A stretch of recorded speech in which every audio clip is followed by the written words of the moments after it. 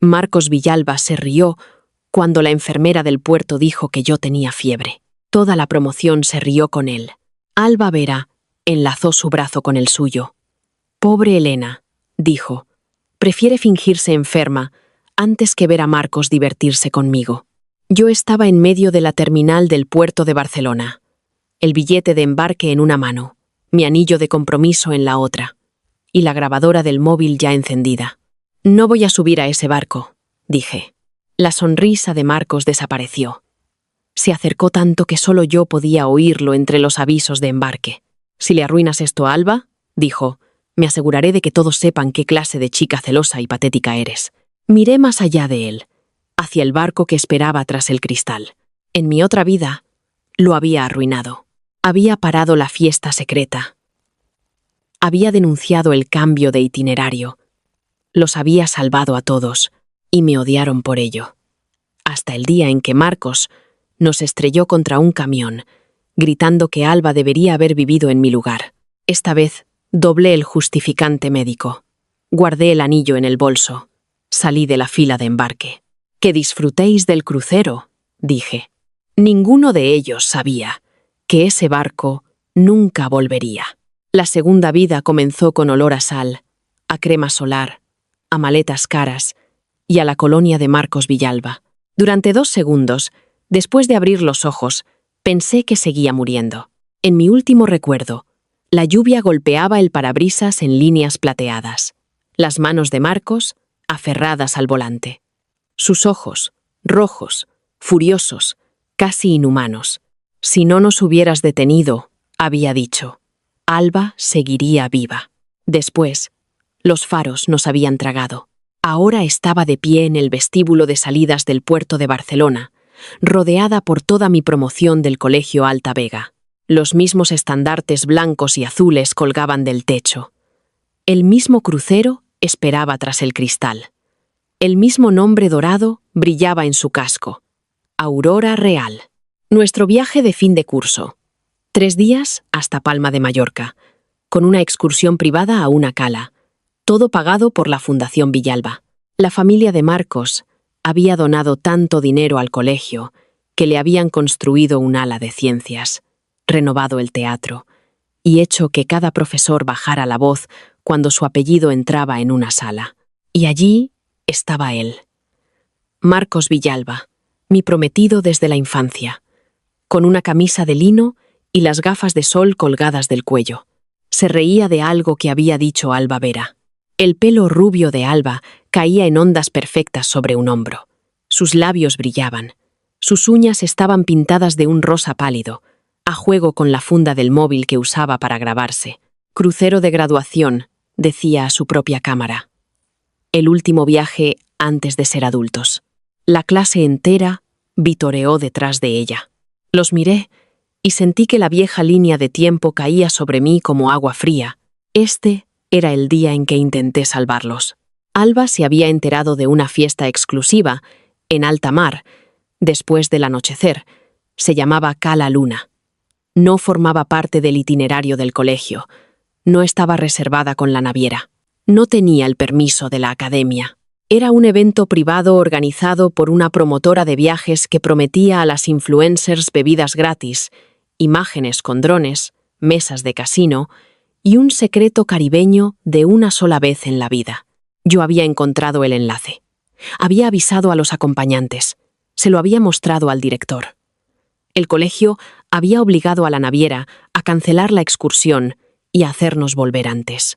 Alba había gritado que yo lo había arruinado todo por celos, porque Marcos quería pasar tiempo con ella. Esa noche se escapó sola, con 2 chicos que había conocido por internet. Nunca volvió. Durante años. Todos dijeron que era culpa mía. Si no la hubiera avergonzado, no se habría ido sola. Si no hubiera denunciado el viaje, no habría subido a esa barca privada. Si hubiera dejado que toda la clase fuera con ella, quizá alguien la habría protegido. Marcos se casó conmigo 2 años después, por presión familiar. Pero nunca me miró como a una esposa. Convirtió nuestra casa en un altar para Alba. Guardaba su fotografía en el despacho. Me culpaba cada aniversario de su desaparición. Y una noche de lluvia, Decidió que mi vida valía menos que su recuerdo. Volví antes de la llamada de embarque. Una chica a mi lado me dio un golpecito en el hombro. «Elena, ¿estás bien?», preguntó Teresa Robles. Era una de las pocas del grupo que nunca se había burlado de mí abiertamente, aunque tampoco me había defendido nunca. «Estás pálida». «No me encuentro bien», dije. Mi voz sonó firme. Eso me sorprendió. Había ensayado este momento en el espacio entre la muerte y el despertar. O quizá lo llevaba en los huesos. En mi última vida, había salvado a personas que hicieron de castigarme por sobrevivir una religión. Esta vez no subiría al altar. Abrí el bolso y saqué el termo de acero que había preparado esa mañana. Té de jengibre caliente.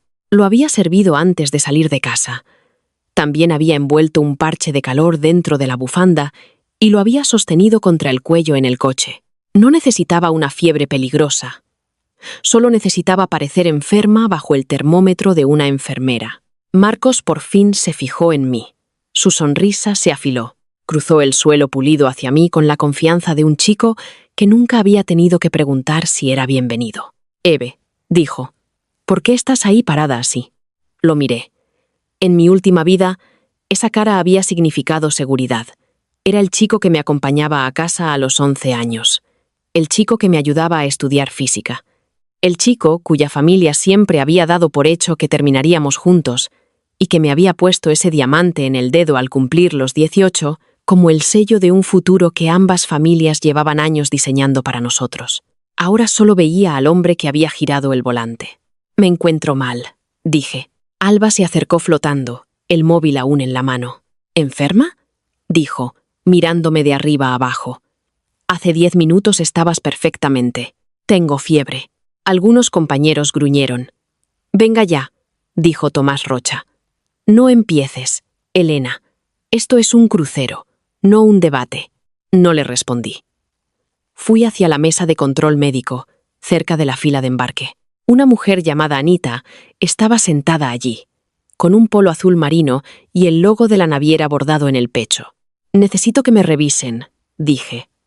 «Estoy mareada y con fiebre». Detrás de mí, oí a Alba susurrar. «Lo está haciendo a propósito». La enfermera me tomó la temperatura 2 veces. El primer número la hizo fruncir el ceño. El segundo la hizo coger una carpeta. «Tienes fiebre alta», dijo. «¿Has tenido escalofríos, náuseas?» «Un poco de dolor de garganta», dije. Eso, al menos, no era mentira. La muerte deja ecos. Anita frunció el ceño. «Con esta temperatura, el reglamento de la naviera me obliga a emitir un informe de no aptitud para el embarque si insistes en subir. Eso activaría un aislamiento preventivo en tu camarote durante toda la travesía. Lo más sensato es que renuncies al embarque de forma voluntaria y te derives a urgencias». Una ola de risas se levantó detrás de mí. «Embarque denegado», repitió Alba, encantada. «Dios mío». Marcos dio un paso adelante. «Tiene que haber un error». Anita lo miró por encima de las gafas. «¿Es usted su tutor?» «No», dije antes de que él pudiera responder. «No lo es. Soy su prometido», dijo Marcos. «No es relevante aquí», contestó Anita. Casi sonreí. Me entregó el informe de no aptitud para el embarque. Lo firmé con una mano que no tembló. Alba giró la cámara hacia nuestros compañeros. «Elena Márquez, nuestra intachable delegada de clase, ha sido oficialmente derrotada por un termómetro», anunció. Más risas. Un chico gritó. «El crucero acaba de ponerse divertido». Otro dijo. «Más sitio para nosotros». Marcos se acercó a mí mientras los demás estaban distraídos. «¿A qué estás jugando?», preguntó. Abrí la grabadora de voz con el pulgar dentro del bolsillo. «A ningún juego. Siempre haces esto», dijo él. «Te haces la responsable. Haces que los demás parezcan estúpidos». Miré a Alba. Se reía con Tomás, la mano apoyada en la maleta de Marcos como si ya le perteneciera. Quizá los demás deberían dejar de darme motivos. Sus ojos se endurecieron. «Si le arruinas esto a Alba», dijo en voz baja, «me aseguraré de que todos sepan qué clase de chica celosa y patética eres. Le diré a mi padre que manipulaste los fondos del colegio». Le diré a tu beca que organizaste una cancelación sin permiso. Me aseguraré de que lo pierdas todo. Ahí estaba. No a gritos, no con teatro, solo lo bastante suave como para ser útil. Guardé la grabación. Entonces me quité el anillo de compromiso. Marcos se quedó mirándolo. ¿Qué haces? Quitarme algo pesado. Se le encendió la cara. Alba vio el anillo en mi palma y se acercó, con una sonrisa lo bastante dulce como para pudrir los dientes. No seas así, Eve, dijo. Es solo un crucero. Marcos puede escribirte cuando haya cobertura. La vieja, yo habría discutido. Habría explicado que el itinerario importaba, que las excursiones sin permiso eran peligrosas, que un viaje de colegio no era un parque de recreo para niños ricos que creían que las normas eran para los demás. La nueva yo dobló el justificante médico y lo guardó en el bolso. «Que os divirtáis», dije. Marcos buscó en mi cara el pánico, las lágrimas, la súplica. No le di nada. El último aviso de embarque sonó por los altavoces. Mis compañeros avanzaron hacia la pasarela en una ola brillante y despreocupada. Alba enganchó los dos brazos al de Marcos y tiró de él hacia el grupo. Él miró atrás una vez. Yo levanté la mano en una pequeña despedida. El barco zarpó minutos después. Lo vi desde los ventanales de la terminal, hasta que se convirtió en una mancha blanca contra el azul. Entonces, el móvil vibró. Alba había subido una foto de Marcos besándole la mejilla encubierta. El pie de foto decía: «Algunos eligen el miedo, nosotros elegimos la vida». Guardé una captura. Mi madre lloró cuando fue a recogerme al puerto, no con dramatismo. Clara Márquez no era una mujer dramática. Me había criado sola desde la muerte de mi padre y había perfeccionado el arte de convertir el miedo en preguntas prácticas. «¿Te revisaron bien?», preguntó al subir al coche. «¿Necesitas urgencias? ¿Estás mareada? ¿Se quedó Marcos contigo?» «No», dije. Miró mi dedo desnudo. El coche no arrancó. «Elena». Me lo quité. ¿Por el crucero? ¿Por Marcos? Miró hacia la terminal, después de vuelta a mí. ¿Qué pasó? Si le contaba todo, pensaría que el dolor me había trastornado la cabeza. Ninguna madre quiere oír que su hija murió una vez. Volvió, y decidió no salvar a 32 compañeros. Así que dije la parte que pertenecía a esta vida. Me amenazó cuando dije que no embarcaba. Mi madre apretó los labios. ¿Con qué? Con mi beca, con mi reputación, con los fondos del colegio. ¿Alguien lo oyó? Mi móvil. Sí, por primera vez desde que llegó, arrancó el motor. «Buena chica», dijo. Esas dos palabras casi me rompieron. En mi última vida, nadie me las había dicho después del crucero. Al principio, me llamaron controladora. Después, celosa. Después, cruel. Más tarde, cuando Alba desapareció, encontraron palabras más afiladas. Asesina, cobarde, una chica incapaz de soportar que otra fuera amada. Los informes oficiales nunca me culparon. El colegio nunca me culpó por escrito. La policía dijo que había hecho lo que cualquier delegada responsable habría hecho.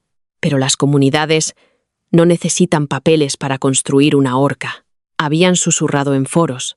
Habían convertido las reuniones en juicios. Habían hecho del duelo de Marcos algo sagrado y de mi supervivencia algo obsceno. Cuando sus padres organizaron nuestro compromiso hasta la boda, creí que el tiempo lo suavizaría. Creí que la historia compartida importaría. Creí que si lo amaba en silencio el tiempo suficiente, un día entendería que había intentado salvarlos a todos. En cambio, guardó la foto de Alba en el pasillo y me obligó a pasar frente a ella cada mañana.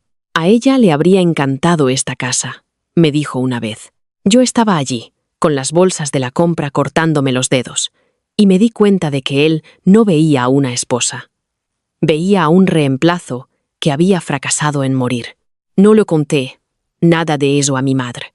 Fui a urgencias porque la enfermera del puerto me había derivado. Dejé que un médico documentara la fiebre baja, la deshidratación leve y la recomendación de descanso. Guardé todos los papeles en casa.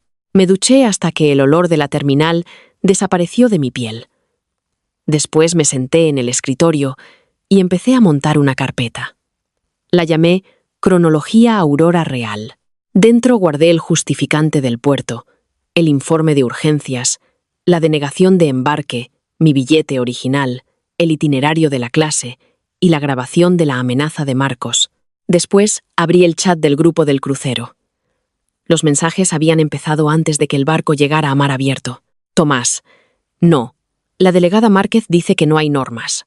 Alba. Sed amables. Seguro que está llorando sobre un termómetro. Marcos. Dejadlo ya. Alba. Hay protector. Marcos. No protector. Solo cansado del drama. El grupo respondió con emojis de risa. Me quedé mirando sus palabras un buen rato. No protector. Era lo más honesto que Marcos había dicho en todo el día. Llegaron más fotos. Marcos y Alba encubierta. Alba con las gafas de sol de Marcos. Tomás sujetando 2 vasos de plástico. Alguien grabando a nuestra profesora de literatura, Beltrán, intentando reunir a todos para la charla oficial de bienvenida, mientras media clase la ignoraba. Entonces Alba publicó un enlace. Cala Luna. De noche. Mañana por la noche. No seas aburrida, respondió Teresa. ¿Está aprobado por el colegio? Alba. Es un evento privado para influencers. Relájate. Marcos se encarga de Beltrán. Tomás. Elena lo habría denunciado en 2 segundos. Alba. Menos mal que eligió su fiebre. Mi pulgar se quedó suspendido sobre la pantalla. En mi última vida. Aquí es donde intervine. Había escrito a la profesora Beltrán. Había enviado el enlace al director. Había reenviado el contrato de exención al abogado del colegio, porque el lenguaje parecía sospechoso. Los adultos se habían movido rápido. La excursión fue bloqueada. Se avisó a la naviera. Alba fue humillada. Gritó en el pasillo que yo quería a Marcos para mí. Marcos me miró entonces del mismo modo que hoy. No enfadado todavía, decepcionado, como si yo hubiera fallado en mi papel dentro de su vida. Cerré el chat. Después lo volví a abrir e hice capturas de pantalla. Esa era la diferencia entre salvar y ser testigo. Mamant, no los mamaunt. Los avisaba. No los cargaba sobre mis hombros. Pero si más tarde intentaban ponerme el cuchillo en la mano, cuacha, mis huellas no estarían en él. A las 7 de la tarde, llamó la señora Villalba. Dejé que sonara 2 veces antes de responder. Elena, dijo, sin aliento. Marcos me ha contado que te bajaste del crucero. ¿Qué pasó? Tuve fiebre. La enfermera del puerto me denegó el embarque. ¡Ay, cielo! ¿Por qué no se quedó Marcos contigo? Una risa amarga se me apretó en la garganta. Pregúnteselo a él. Silencio. Dijo que fuiste tú quien insistió en que se fuera. Mintió. Otro silencio, más largo. Marcos está bajo mucha presión, dijo por fin. Ya sabes cómo son los chicos cuando los compañeros están mirando. Sé cómo es Marcos. Elena, ustedes 2 son prácticamente familia. Miré el anillo sobre el escritorio. No, dije. Somos 2 personas cuyos padres hicieron planes. La señora Villalba inspiró con fuerza antes de poder contestar. El móvil vibró con un mensaje privado de Alba. Era una foto de ella junto a Marcos, al atardecer. La mano de él en su espalda. Su sonrisa, amplia, victoriosa. Debajo había escrito: No te preocupes, cuidaré bien de tu prometido. Guardé la imagen. Después respondí con 3 palabras. Por favor, hazlo. Para la segunda mañana, la fiebre había desaparecido. Preparé café, abrí el portátil y vi a mis compañeros documentar su propia caída en alta definición. Alba sabía ser vista. Ese siempre había sido su verdadero talento.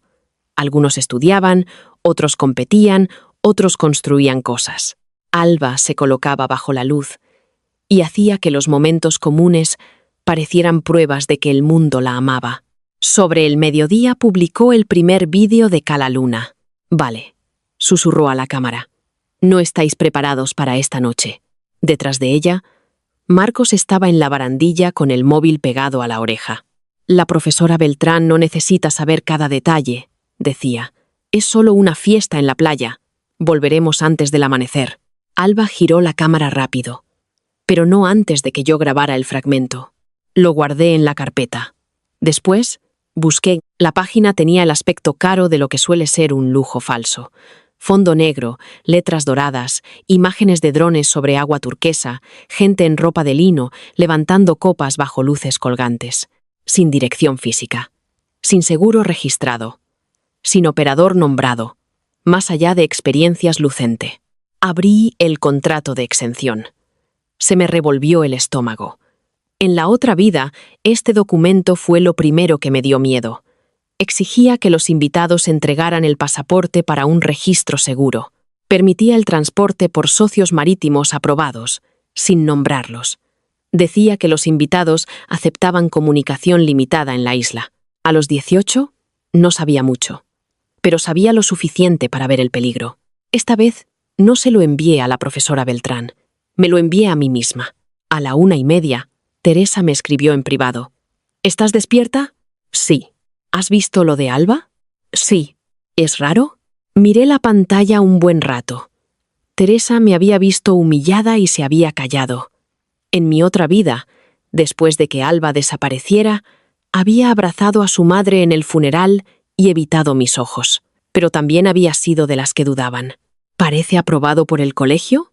Escribí. No. Entonces, ya sabes cuál es la respuesta. Aparecieron los 3 puntos de escritura. Desaparecieron. Volvieron a aparecer. Va a cancelarlo. Entonces ya sabes la respuesta. Teresa no respondió. Dejé el móvil. Mi madre entró con una tostada. Me vio etiquetar las capturas por hora y fuente.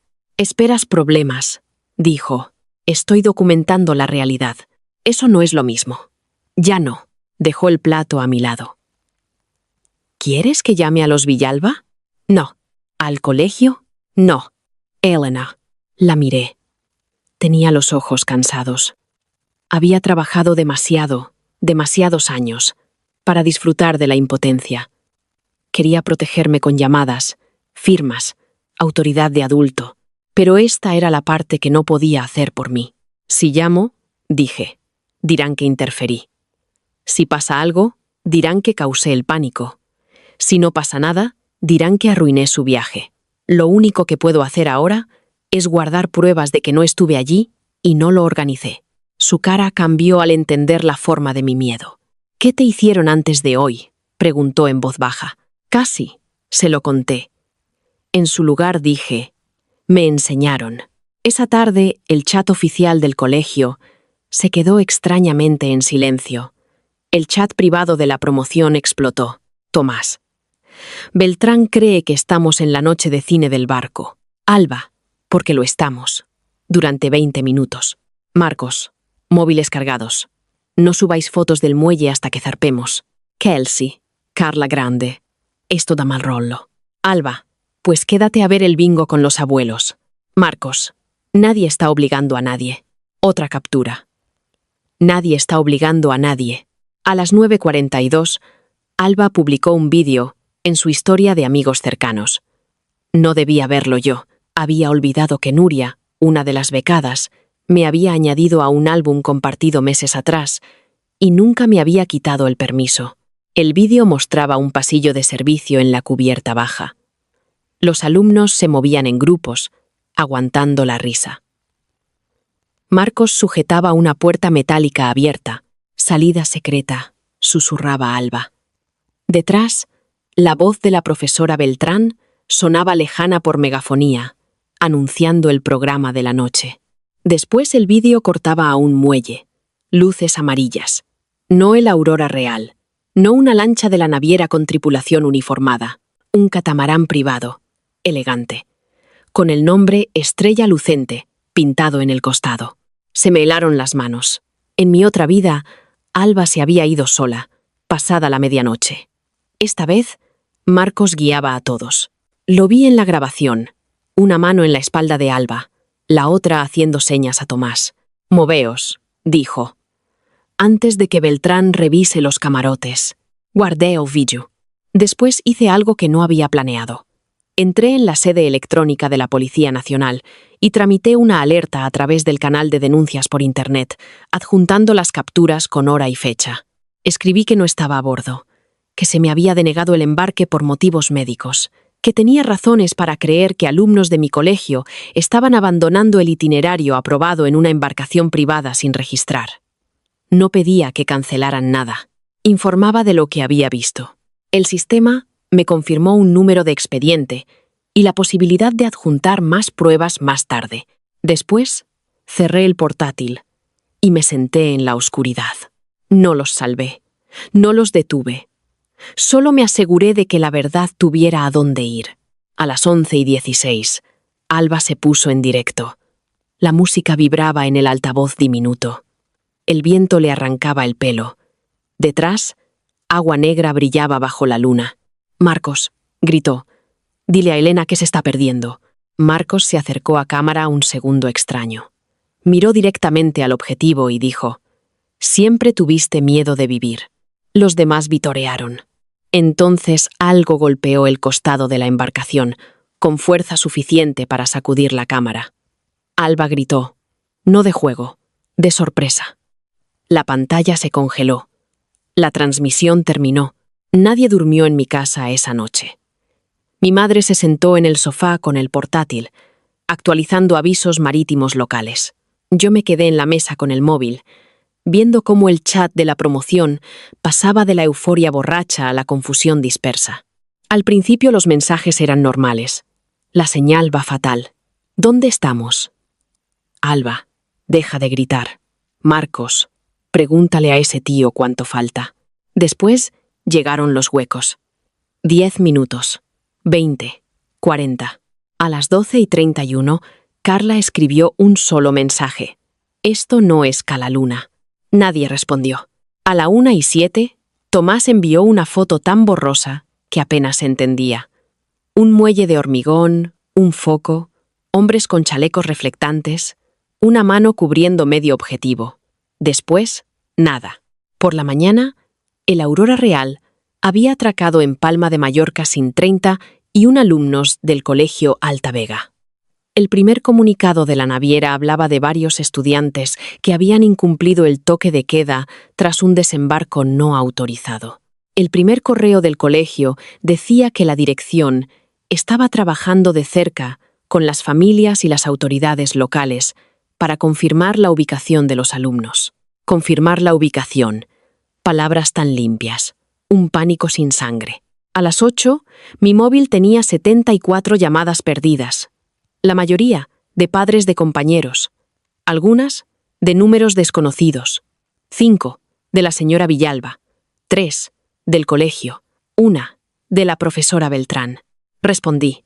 Elena, gracias a Dios, dijo, la voz temblando tanto que casi no la reconocí. ¿Estás en casa? Sí. No embarcaste. ¿De verdad no embarcaste? No. Necesito que me cuentes todo lo que sabes. Envié pruebas a la Policía Nacional anoche. Inspiró con fuerza. Lo sabías. Vi las publicaciones. ¿Por qué no me llamaste? La vieja culpa se movió dentro de mí, entrenada por años que técnicamente no habían ocurrido. Miré a mi madre al otro lado de la mesa. Negó con la cabeza una vez. Le dije a Teresa que le preguntara a usted. No tenía autoridad sobre alumnos que ya se habían burlado de mí, me habían amenazado y me habían dejado atrás.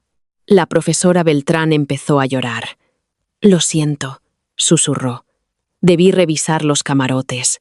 Sí, pensé que debía haberlo hecho, pero no lo dije. Su culpa no era mi herramienta. Todavía no. A las 9:20 llegó el primer padre a nuestra puerta. A las 10 había 11. Poco después, 2 agentes de la policía judicial llamaron desde la acera, pidiendo que despejáramos la entrada para poder tomarme declaración como delegada del curso. La señora Villalba estaba en el centro del caos, con un traje color crema, el pelo despeinado por primera vez en mi memoria. «¿Dónde está mi hijo?», exigió. «No lo sé. Se suponía que estarías con él». «No», dije. «Me denegaron el embarque. Organizaste los actos. Eras la delegada. Conocías el itinerario. ¿Por qué no los detuviste?» El salón se quedó en silencio ante esa pregunta. Ahí estaba. El papel que me habían preparado en ambas vidas. La chica responsable, la chica útil, la chica a la que se podía culpar porque siempre había sido lo bastante competente para cargar con la culpa. Diana Vera dio un paso adelante, el rímel corrido por la cara. Mi hija jamás se escaparía así. Alguien la influenció. La miré. Su hija publicó el enlace. Es una niña. Tiene 18 años. Confiaba en ti, espetó Diana. Casi me reí. Ricardo Villalba entró el último. Un hombre alto, con la postura de un político y la calma de un donante. No gritó. No le hacía falta. Elena, dijo, no es momento de protegerte a ti misma. Mi madre se levantó. Es exactamente el momento. Un policía, el detective Reyes, se interpuso entre los dos. Señora Márquez, dijo, necesitamos tomarle declaración. Quizás sea mejor hacerlo en comisaría. Colaboraré, dije. Pero quiero que conste que estas personas vinieron a mi casa y me acusaron antes de que se tomara ninguna declaración. Reyes miró a los padres. Algunos bajaron la mirada. La señora Villalba, no. En comisaría me pusieron en una sala pequeña, paredes color beige, una cámara en el rincón. Mi madre se sentó a mi lado. El detective Reyes se sentó enfrente. Era cuidadoso, cosa que agradecí. Empecemos por el puerto, dijo. Así que empecé. Le di el justificante médico, el informe de urgencias, la grabación de voz. Cuando la voz de Marcos llenó la sala, mi madre cerró los ojos. Si le arruinas esto a Alba, me aseguraré de que todos sepan qué clase de chica celosa y patética eres. El detective Reyes detuvo el audio. Ese es Marcos Villalba. Sí. ¿Grabó esto de forma legal? Era una conversación de la que yo formaba parte. Asintió y dejó que continuara. Después le mostré el chat del grupo, el enlace de Alba, los mensajes de Marcos, el vídeo de la salida secreta, la grabación del muelle de la Estrella Lucente, la transmisión en directo final. Reyes no reaccionó mucho, pero cuando terminé, su libreta tenía 3 páginas de letra apretada. Entiende, dijo despacio, que esta prueba podría cambiar la investigación. Lo entiendo. También puede convertirse en un objetivo para las familias que buscan a quién culpar. Ya. Lo era. Me miró por primera vez, no como testigo, sino como persona. ¿Por qué guardó todo esto? Pensé en la otra vida, en velas de recuerdo, en el duelo de Marcos convertido en arma, en mi propia sangre sobre cristal roto. Porque la gente miente cuando tiene miedo, dije. Y la gente con dinero miente más alto. La noticia estalló al atardecer. Alumnos de un colegio privado desaparecidos tras una excursión de crucero no autorizada. Para la noche, los titulares se habían multiplicado. El Colegio Alta Vega bloqueó sus redes sociales. La Fundación Villalba emitió un comunicado expresando profunda preocupación. Diana Vera publicó una foto de Alba a los 12 años sosteniendo un trofeo de ballet y pidió oraciones. Nadie publicó mi nombre al principio. Eso duró menos de un día. Alguien filtró que yo era la única de la promoción que no había embarcado. Después Internet hizo lo que la gente asustada hace mejor. Inventó certezas. Ella lo sabía y se quedó en casa. La delegada abandonó a todos. El ángulo de la prometida celosa. ¿Por qué la reina de la clase estaba con su prometido? Niños ricos de colegio privado. Algo se está encubriendo. Para la segunda noche, un vídeo borroso de Alba burlándose de mi fiebre se hizo viral. La gente se rió al principio. Después vieron a Marcos besarle la mejilla. Vieron el anillo en mi dedo, en la esquina del encuadre. Y cambiaron de tono. Mi humillación se convirtió en contenido.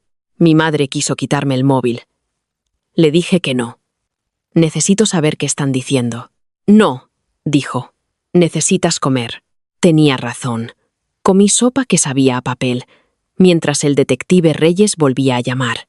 Pidió el listado completo de la clase, contactos de los padres, asignación de camarotes y cualquier captura anterior al viaje donde se mencionara Cala Luna. Si lo envié todo. Después, abrí el correo y busqué Cala Luna. Apareció un resultado, de 3 semanas antes del crucero. Alba había enviado un mensaje al comité organizador con el asunto. Oportunidad de contenido opcional. Escribía que una marca de estilo de vida quería patrocinar un segmento de playa privado para creadoras. Yo había respondido: no aprobado por el colegio. No incluir en el itinerario.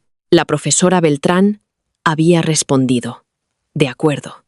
Después, el subdirector Pablo Cuevas había respondido: no a mí, sino por error incluyéndome en copia. Alba es una Vera. Marcos es un Villalba. No sobreactuemos con la cultura de fiestas de graduación, salvo que exista responsabilidad legal concreta. Responsabilidad legal concreta. Reenvié el hilo al detective Reyes.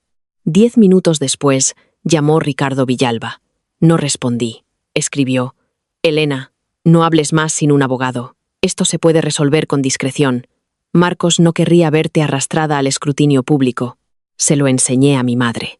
Lo leyó 2 veces. Marcos no querría. Dijo: lo sé. Bloquéalo. Todavía no. Llegó otro mensaje: estamos dispuestos a ofrecer apoyo legal independiente. Respondí: tengo apoyo legal.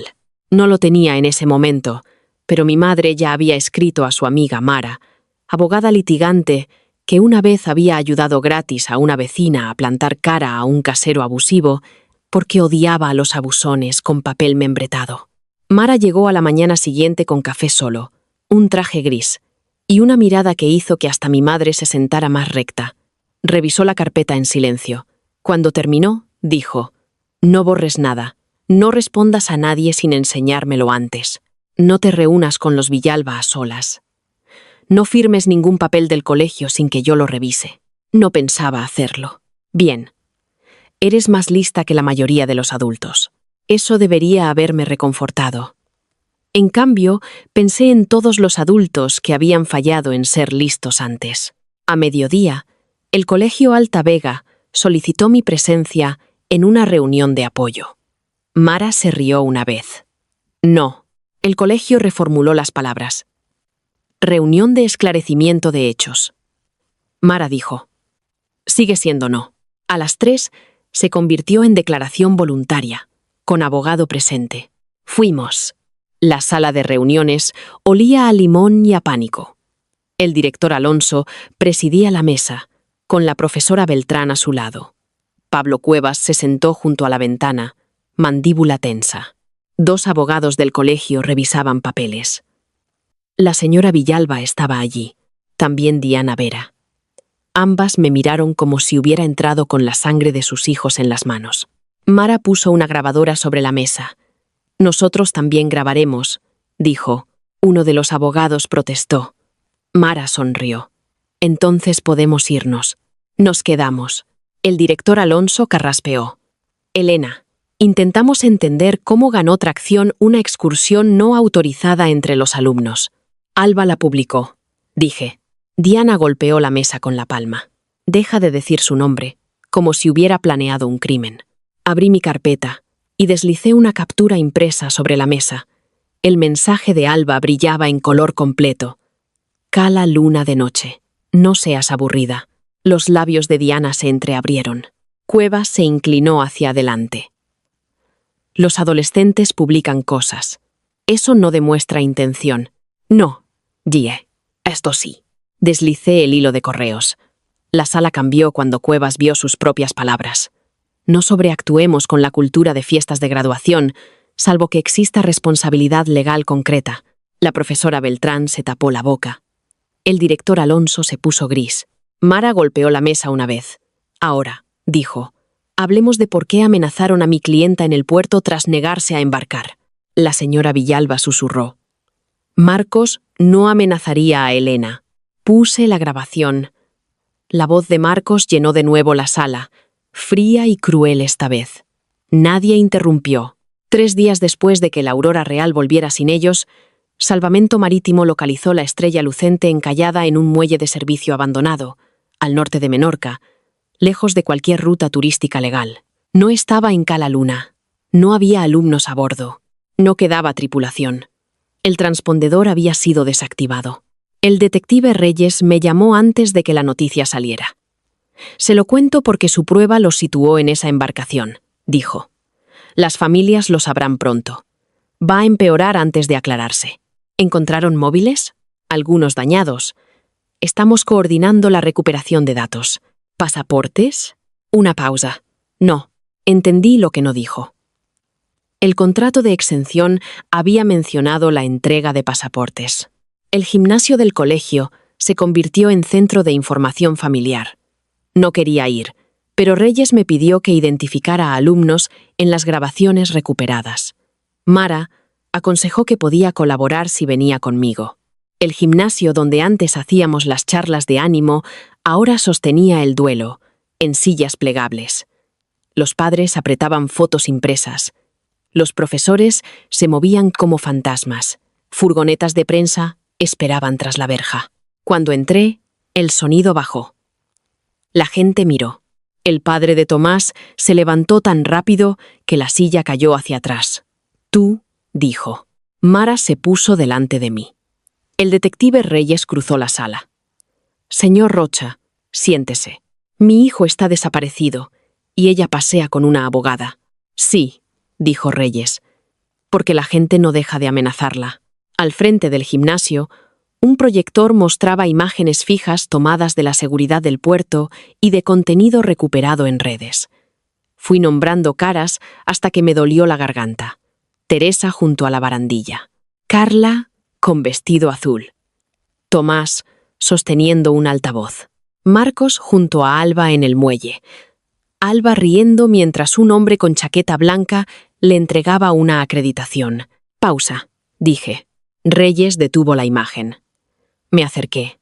La acreditación tenía un logo. Una luna creciente dentro de un círculo dorado. Experiencias Lucente. Alba no había caído en esto por accidente. Había hecho el registro como una invitada esperada. «¿Conoce a ese hombre?», preguntó Reyes. «No», dije. «Pero quizá Alba sí». Diana Vera hizo un sonido detrás de mí. Me giré. Tenía ambas manos sobre la boca, como intentando retener una verdad que no quería respirar. «¿Qué?», preguntó Reyes. Diana negó con la cabeza. Mara afiló la voz. «Señora Vera». Diana miró la imagen de su hija y se echó a llorar. Dijo que era un contrato de marca. Susurró. Dijo que la ayudaría a conseguir patrocinios antes de la universidad. El gimnasio se quedó quieto. «¿Qué contrato de marca?», preguntó Reyes. El marido de Diana le apretó el brazo. Ella se soltó. Dijo que una empresa de viajes buscaba creadoras de estilo de vida.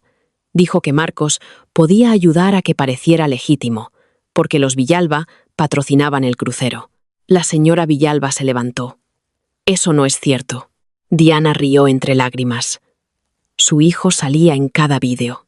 La cara de la señora Villalba se torció un segundo peligroso. Pensé que las dos mujeres iban a atacarse. Reyes levantó la voz. «Basta». Pero el cambio ya había ocurrido. Aquella noche, la sala ya no me miraba solo a mí. Recibí un correo de una dirección que no reconocía, sin asunto. 3 archivos adjuntos. El primero, una captura de los mensajes directos de Alba con una cuenta llamada Lucente. Trae a 25 o más. Te subimos de paquete. ¿Puede Marcos encargarse del lado del colegio si saca al grupo limpio del barco? Sí.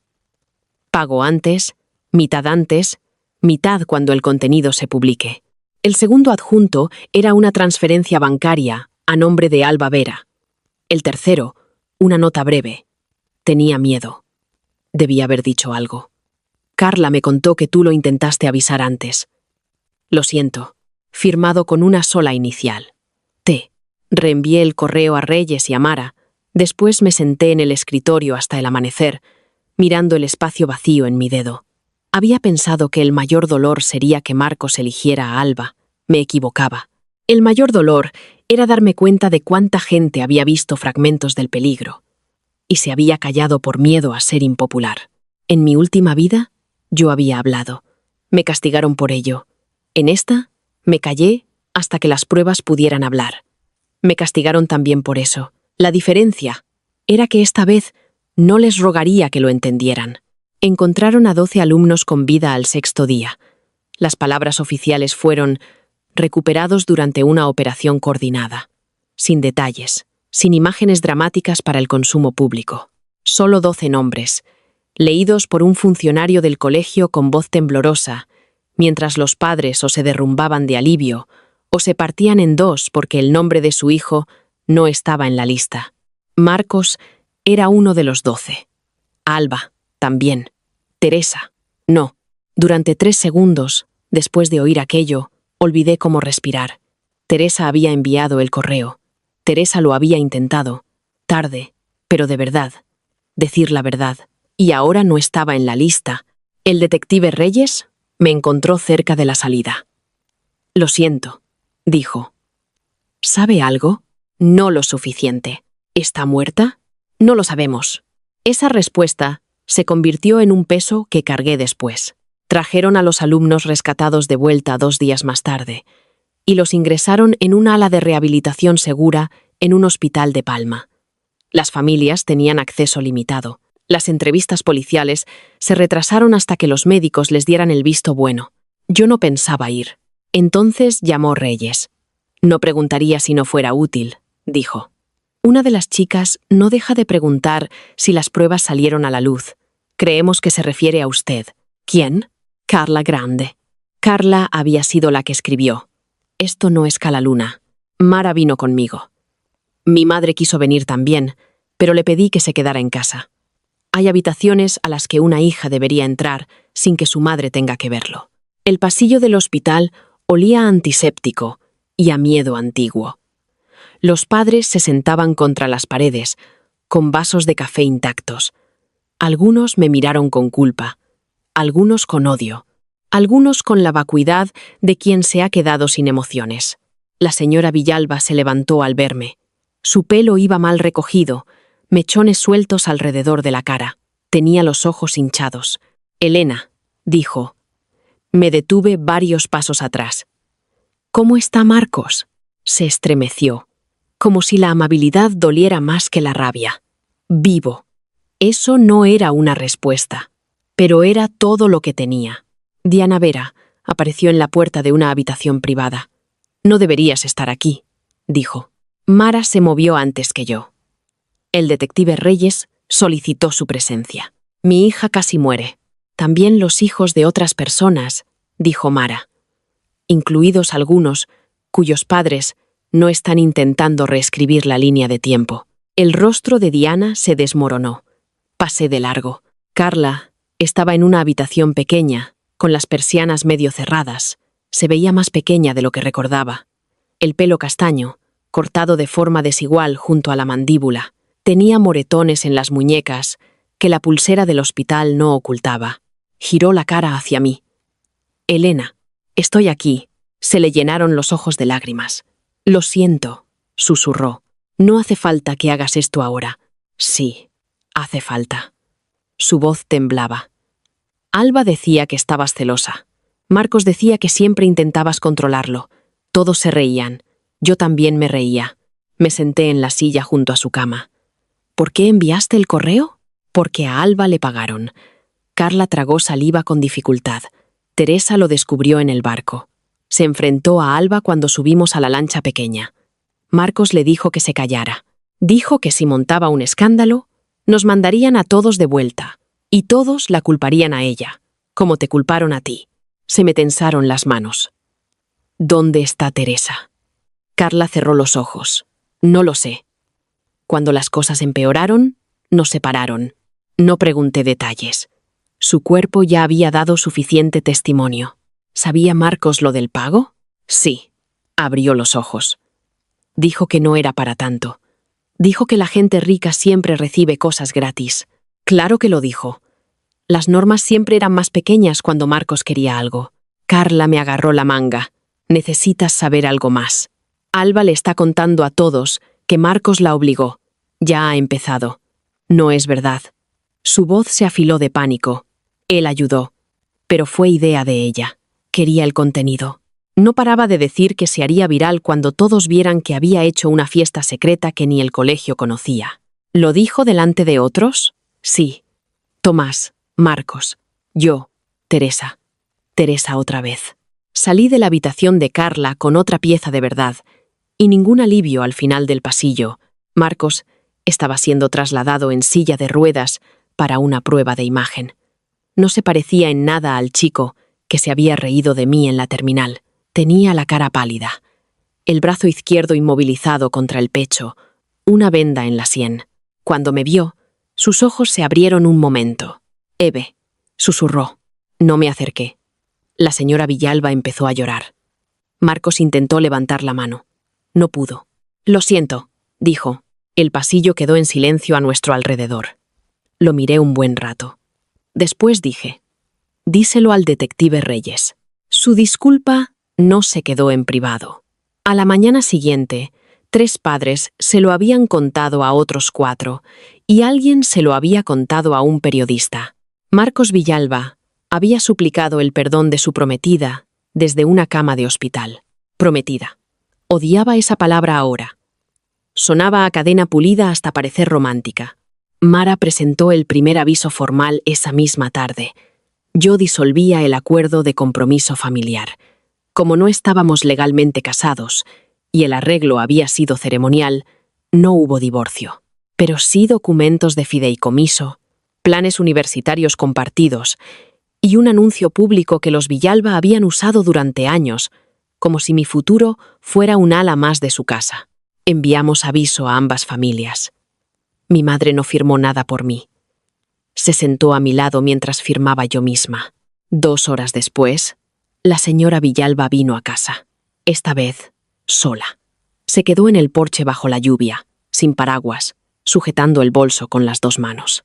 «Clara», dijo, «necesito hablar con Elena». Mi madre abrió la puerta, pero no la invitó a entrar. «Es decisión mía», dije. La señora Villalba entró al salón. No se sentó. «Elena», dijo. «Marcos no está bien. Se despierta gritando. No le habla a su padre. No mira a Alba. Solo pregunta si lo odias». No di nada. «Cometió un error terrible», continuó.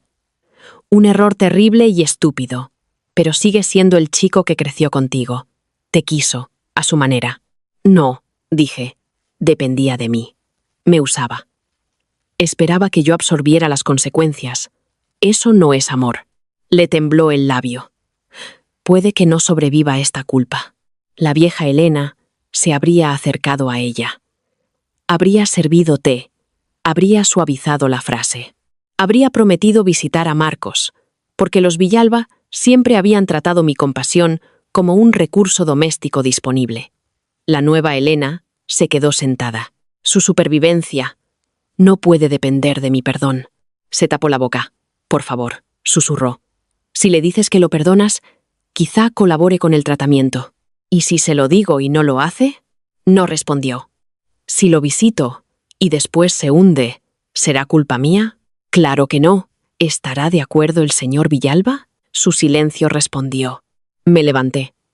«Lamento que su hijo esté sufriendo. De verdad.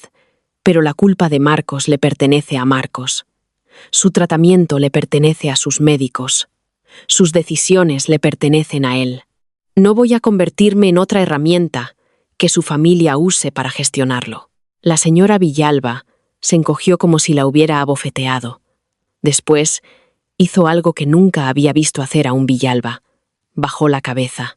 «Lo siento», dijo, «por todo lo que te hicimos cargar. Creí que lo decía en serio. También supe que sentirlo no deshacía nada». Cuando se marchó, mi madre cerró la puerta con llave. Esa noche llamó la oficina de orientación del colegio Alta Vega. El doctor Leiva, el director de Bienestar Estudiantil, habló con el tono cuidadoso de quien se acerca a una bomba. «Elena, estamos intentando crear un círculo restaurativo para las familias afectadas». No ha oído los detalles. He oído suficiente. Podría ayudar a que la comunidad sane. ¿Qué parte de la comunidad? Se detuvo. Todos. No estoy disponible para un ritual público de perdón. No es eso. Es exactamente eso, dije. Marcos ha pedido verte. Rechazo. Elena, a veces el cierre requiere una conversación. No. A veces el cierre requiere una puerta cerrada con llave. Colgué a medianoche. Marcos escribió desde un número que no reconocí. «Por favor, 5 minutos. Necesito contarte la verdad». Miré las palabras hasta que se me nublaron. Después se lo mandé a Mara. Respondió: «No contestes». Así que no contesté. La noche siguiente, Marcos apareció de todos modos. Esperaba fuera de la entrada lateral de la biblioteca pública, donde yo había ido a imprimir documentos para Mara. La lluvia caía tras el cristal detrás de él. Llevaba una sudadera negra y se movía, como si cada paso le costara. Me detuve bajo el toldo. Deberías estar en el hospital. Salí 2 horas por mi cuenta. Eso fue una estupidez. Una sonrisa débil le cruzó la cara. Solías decir eso cuando trepaba al embarcadero viejo. Solías escucharme. Miró al suelo. La lluvia llenó el silencio. Sé que no tengo derecho a pedir esto, dijo, pero necesito que me escuches una vez. Tienes 3 minutos. El dolor le cruzó la cara. Quizá esperaba lágrimas, quizá rabia, quizá a la chica que una vez sabía cómo tomaba el café y cuándo tenía exámenes, y la forma exacta en que mentía cuando tenía miedo. Yo ya no era esa chica. Marcos tragó saliva. Alba me dijo que el evento era seguro. Dijo que Lucente trabajaba con influencers todo el tiempo. Le creí porque quería creerle, porque me hacía sentir que estaba eligiendo algo por mí mismo, en vez de vivir dentro de los planes de mi padre. Y yo era uno de esos planes. Sí, susurró. La palabra debería haber dolido. Dolió, pero limpiamente, como una hoja ya retirada. Te resentí, dijo. No porque hicieras nada mal, porque eras la prueba de que mi vida había sido decidida por otros. Y Alba se sentía como una rebelión, así que me amenazaste. Su cara se desmoronó. Pensé que nos detendrías. Lucy, pensé que nos salvarías de nosotros mismos. Y te odié por ello, antes de que lo intentaras siquiera. Eso fue lo más cerca que llegó de la verdad. Lo miré, de pie bajo la lluvia, roto por una consecuencia que nunca imaginó que pudiera alcanzarlo. Te soy una vez, dije en voz baja. Se quedó mirándome. No había querido decirlo, pero las palabras ya estaban fuera, flotando entre los dos como un fantasma. ¿Qué? Nada. No, Eve. ¿Qué significa eso? Significa que esta conversación se ha terminado. Pasé junto a él. Me agarró la muñeca con la mano buena. 1 segundo. El viejo miedo del accidente me atravesó. Me giré tan bruscamente que me soltó. Retrocedió, horrorizado. Lo siento. No necesito tus disculpas, dije. Necesito distancia. Lo dejé bajo el toldo. Detrás de mí dijo: ¿Me odias? No me di la vuelta. No, dije. He terminado de cargarte. La vista se fijó para la primera semana de agosto. Para entonces, 18 alumnos habían sido encontrados con vida. 6, confirmados muertos. 7, incluida Teresa, seguían desaparecidos. Cada número se convertía en una herida. La ciudad reabría cada día. El colegio intentó posponer la vista 2 veces. Los Villalba intentaron trasladarla a un arbitraje privado. Diana Vera dio una entrevista televisada donde describió a Alba como una joven ingenua, manipulada por chicos poderosos. Internet se volvió contra Marcos, después contra Alba, después contra el colegio, por una vez. Nadie sabía dónde colocarme a mí. Eso los inquietaba más que el odio. Un villano es fácil de usar, una víctima es fácil de compadecer. Un testigo con archivos ordenados y ningún interés en caer bien es mucho más difícil. Mara me preparó para el testimonio en su despacho, encima de una panadería que olía a canela y a guerra legal. Puede que te pregunten por qué no hiciste más, dijo. Lucy, no te pongas a la defensiva. Repite los hechos. Te denegaron el embarque por motivos médicos. Denunciaste pruebas en cuanto viste un riesgo inmediato. Te amenazaron. No tenías autoridad sobre el grupo. Lucy, puede que insinúen celos. Mostraré la marca de hora del mensaje de Alba. Puede que insinúen que buscabas venganza. La miré. ¿La buscaba? Mara se echó hacia atrás. Eso depende. ¿Creaste tú la excursión peligrosa? No. ¿Los obligaste a subir a la estrella lucente? No. ¿Desactivaste el transpondedor? No. Entonces, lo que quisieras es irrelevante. Salvo que hubieras actuado de forma ilegal. Quería dejar de ser castigada por las decisiones de otros. Eso, dijo Mara, no es venganza. Es un límite. La palabra se me quedó grabada. Límite. Sonaba pequeña para algo que me había salvado la vida. La noche antes de la vista, llamó el detective Reyes. Hemos recuperado más datos del móvil de Tomás Rocha, dijo. Hay un vídeo que deberías conocer. Lo envió por un enlace seguro, con permiso para que lo viera mi abogada. Vino Mara. Mi madre se sentó a mi lado. El vídeo empezaba en un pasillo estrecho del barco. Teresa estaba de pie frente a Marcos y Alba, bloqueando la puerta. «Esto es una locura», decía. Elena tenía razón.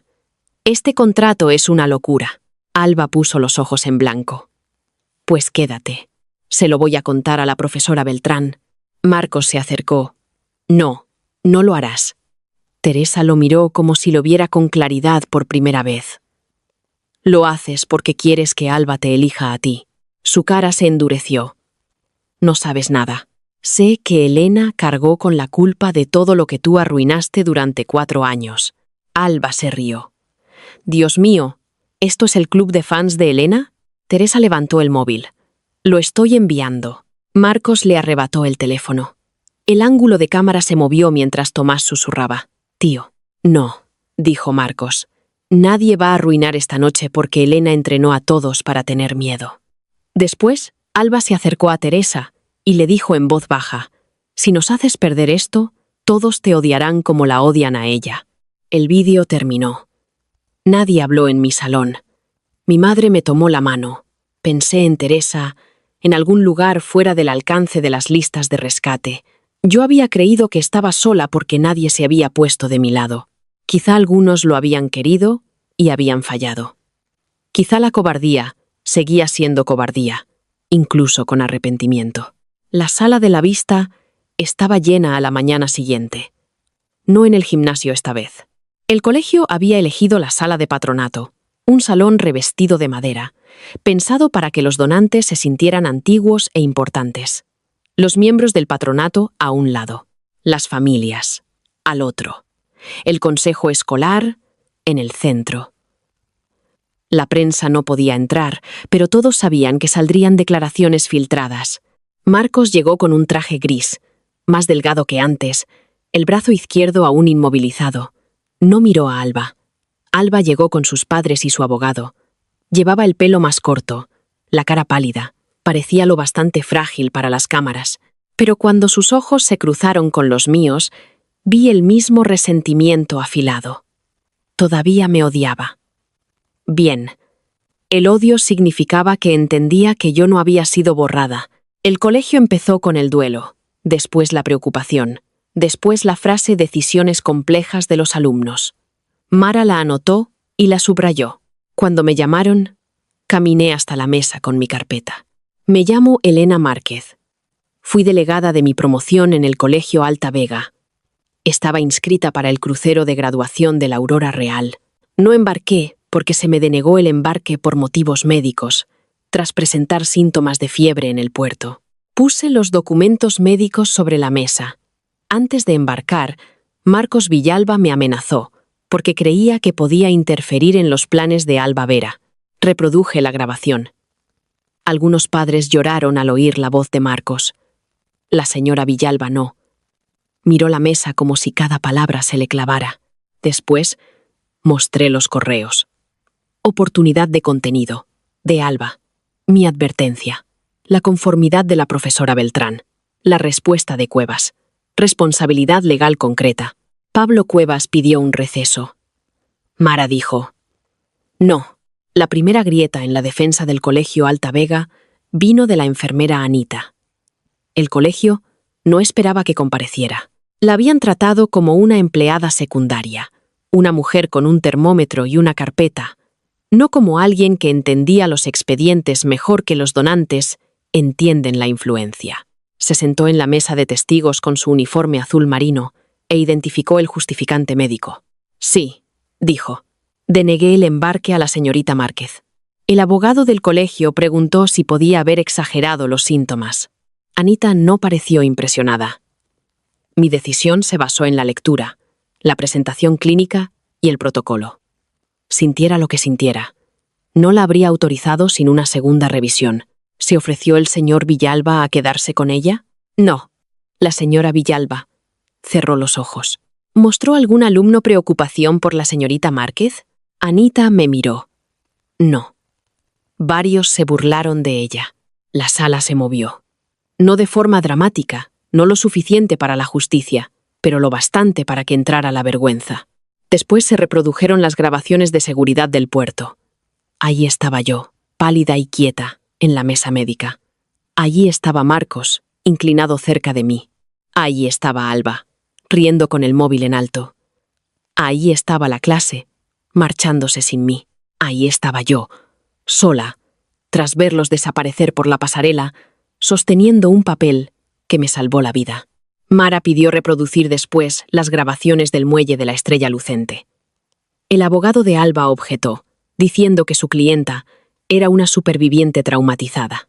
Mara dijo: también es central en la organización de un evento no autorizado. El presidente del patronato lo permitió. La sala vio a Alba guiar a los alumnos por la salida de servicio. Marcos la seguía.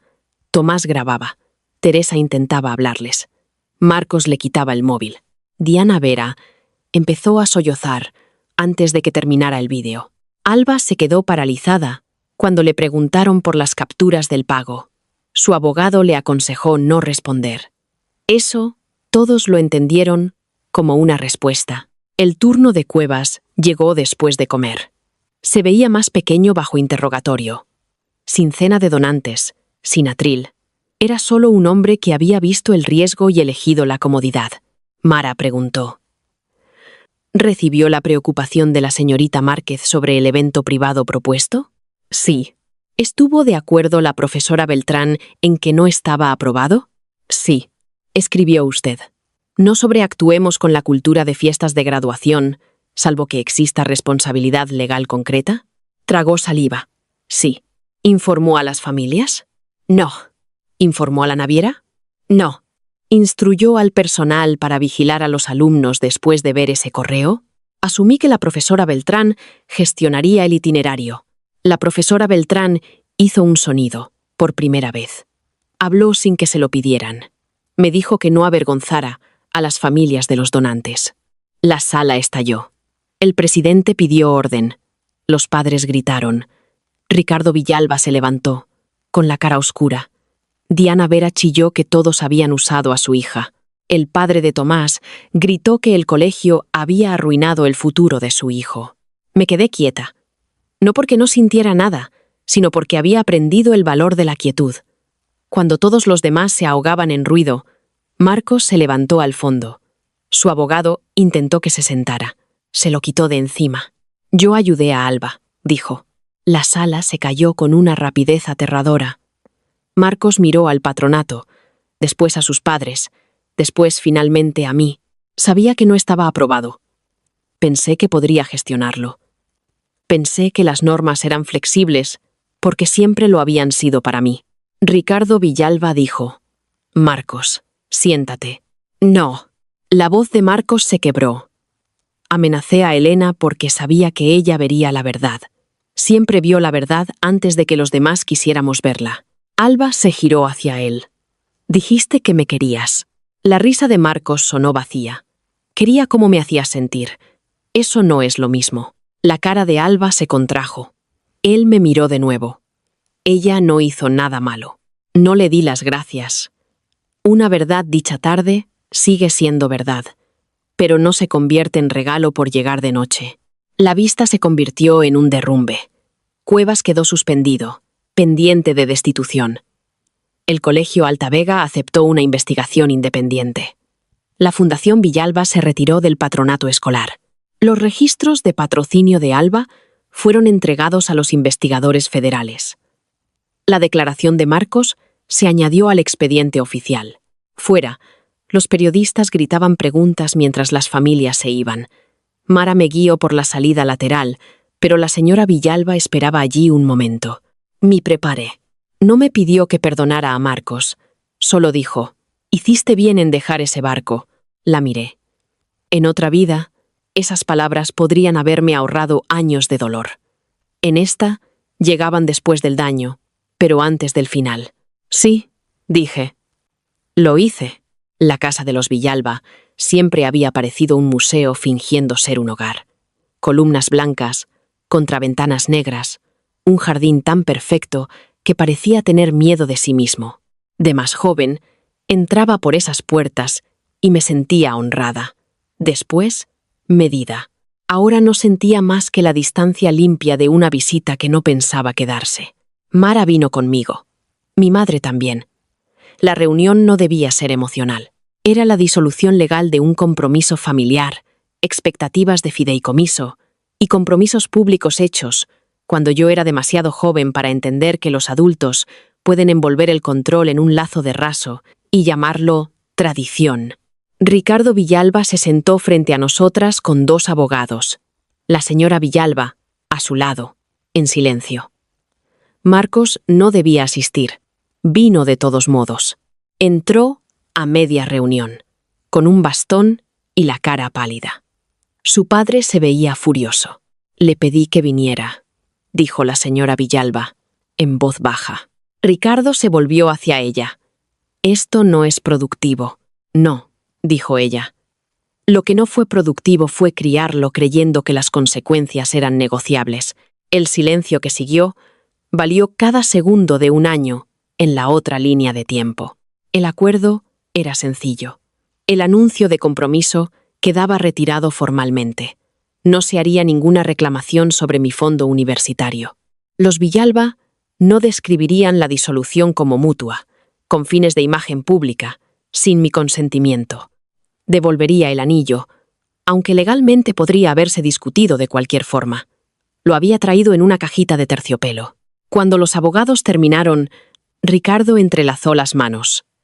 Elena, dijo, a pesar de todo, nuestras familias tienen historia. Estamos dispuestos a ofrecer una compensación educativa adicional. No ha oído la cifra. Oí la palabra compensación. Apretó la boca. Mara sonrió apenas. Ricardo insistió. Esto no es un intento de comprar silencio. Entonces dónelo al fondo de víctimas, sin poner su nombre. La señora Villalba me miró entonces. Eso puede arreglarse, dijo. Ricardo le lanzó una mirada. Ella la ignoró. Marcos habló por primera vez. ¿Puedo hablar con Elena a solas? No, dijimos mi madre, Mara y yo a la vez.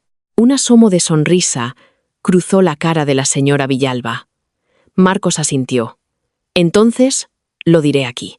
Esperé. No espero que me perdones, dijo.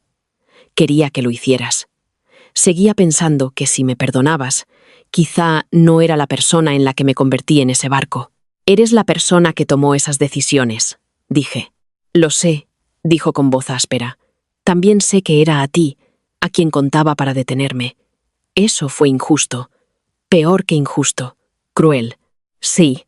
Se estremeció, pero lo aceptó. Me voy a tratamiento después de esto. Bien. No sé quién seré después. Eso es tu trabajo. Le brillaron los ojos. Antes pensaba que nuestro compromiso me atrapaba. Miré la cajita del anillo. Nos atrapó a los dos. Asintió despacio. Siento haberte convertido en el muro contra el que me estrellaba. Le creí. Esa fue la parte más difícil. Creer una disculpa no exige volver con quien la ofrece. Empujé la cajita del anillo hacia el otro lado de la mesa. Marcos la miró, pero no la tocó. La señora Villalba la cogió en su lugar. Cuando firmé la última página, no sentí ninguna liberación dramática, ninguna música, ninguna luz repentina entrando por la ventana. Solo un clic tranquilo dentro de mí, como una cerradura al abrirse. Fuera de la casa de los Villalba, mi madre exhaló. ¿Estás bien? Miré el cielo. Estaba nublado, corriente, indiferente. Sí, y lo estaba. El acto institucional se había retrasado por la investigación, los memoriales y las hospitalizaciones. El Colegio Alta Vega ya había entregado los títulos de bachillerato en junio, antes del crucero, así que aquello no era una graduación. Era un acto oficial de homenaje, convocado a finales de agosto, antes de que el colegio cerrara definitivamente. 7 sillas quedaron vacías al frente. La silla de Teresa tenía flores blancas. porque su familia todavía se negaba a decir que se había ido. Me senté con el resto de la promoción. Etzalitale tale. Cuando el director leyó mi nombre para entregarme la mención de honor de la promoción, el aplauso fue irregular al principio. Después creció. Caminé hacia el atril en la primera fila. Mi madre lloraba abiertamente. Mara estaba a su lado, fingiendo no hacerlo. Había escrito 3 versiones del discurso. La versión educada, la versión inspiradora. La versión que todos esperaban de una chica que había sobrevivido cerca de la tragedia y que ahora diría algo reconfortante. No di ninguna de las 3. Miré las sillas vacías. A la mayoría nos enseñaron que ser buenos significa ser responsables de todos los que nos rodean. Empecé. Nos dijeron que fuéramos serviciales, comprensivos, leales. Eso puede ser hermoso, pero se vuelve peligroso cuando se exige de una sola persona, y los demás lo usan como excusa. El auditorio se quedó quieto. Yo creía que si veía el peligro, tenía que salvar a la gente de él, incluso cuando se reían de mí por verlo. Creía que el amor significaba seguir disponible para gente que no respetaba mi negativa. Vi a Marcos al fondo, con su madre. Bajó la mirada. Me equivocaba. El amor sin respeto no es amor. La responsabilidad sin autoridad es una trampa. El perdón exigido como pago por la sanación de otro no es perdón. Es otra forma de control. Mi voz aguantó. Por los que perdimos, debemos verdad. Por los que volvieron, debemos cuidado.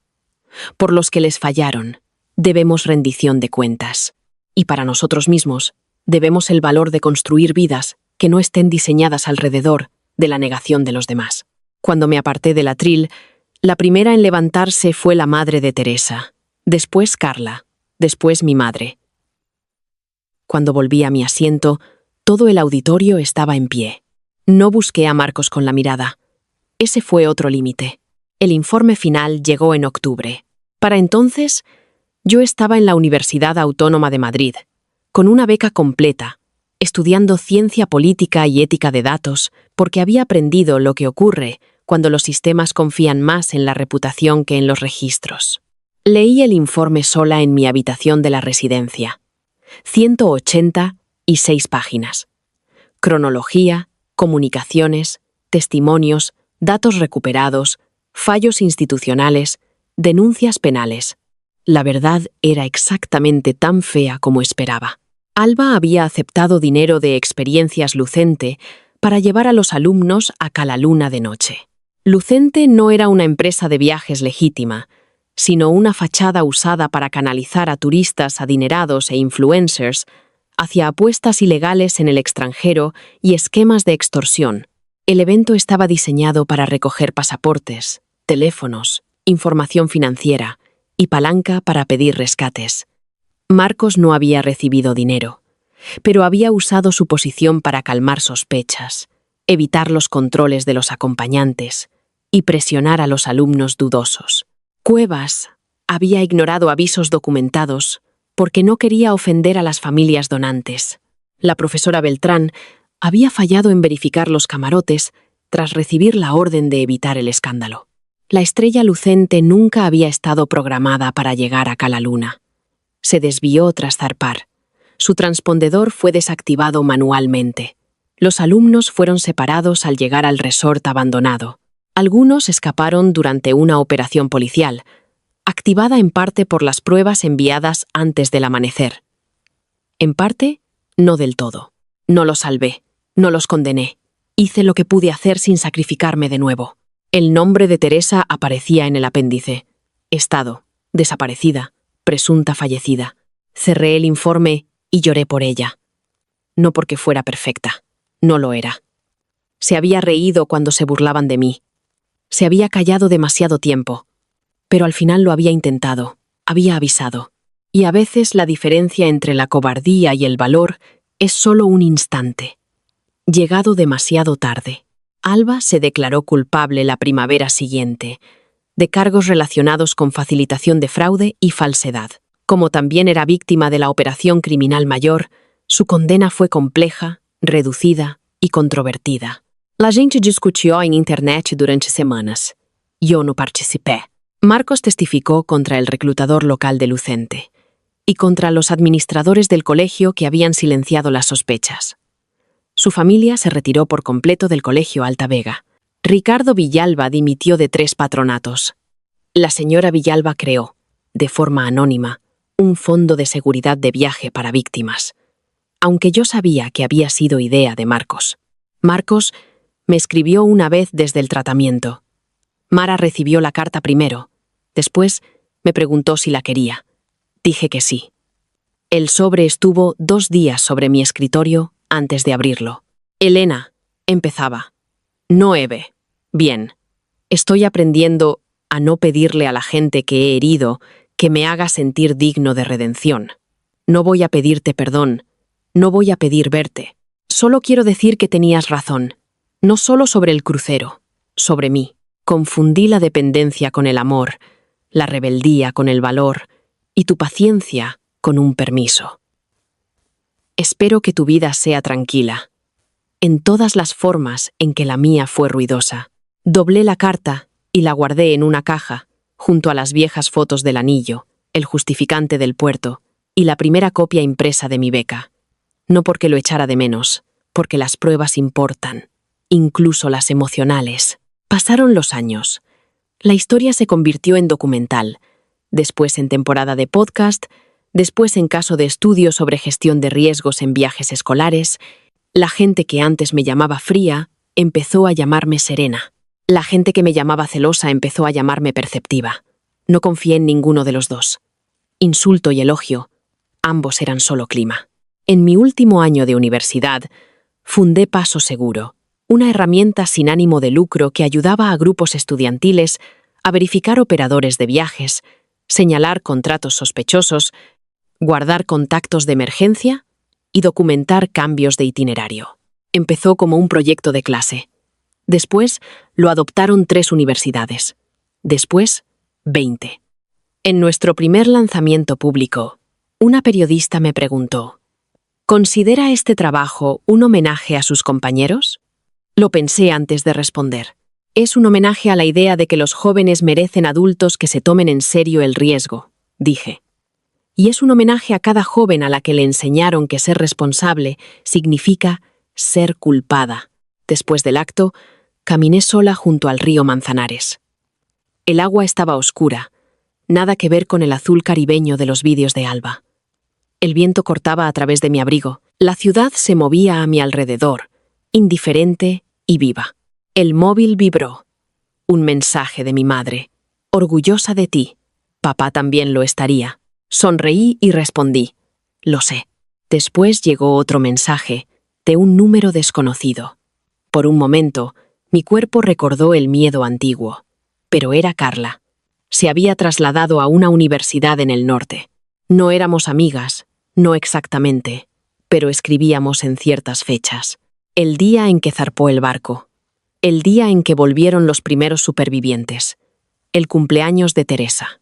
Su mensaje decía: hoy hablé en la orientación de nuevos alumnos. Les dije que escuchen cuando la chica responsable dice que algo está mal. Me senté en un banco y leí esa frase 2 veces. Después miré el río. En mi primera vida, había pensado que la justicia significaba que todos admitieran, al final, que había intentado salvarlos. En la segunda, aprendí que la justicia no siempre es confesión, ni castigo, ni aplauso. A veces la justicia es una puerta que se cierra. A veces es un anillo devuelto. A veces es una chica de pie en la terminal de un crucero, con una fiebre falsa y un miedo real, eligiendo no morir por gente que la llamaría egoísta por vivir. El Aurora Real nunca volvió del modo en que había zarpado. Tampoco ninguno de nosotros. Pero yo sí volví a mí misma. Y esta vez me quedé.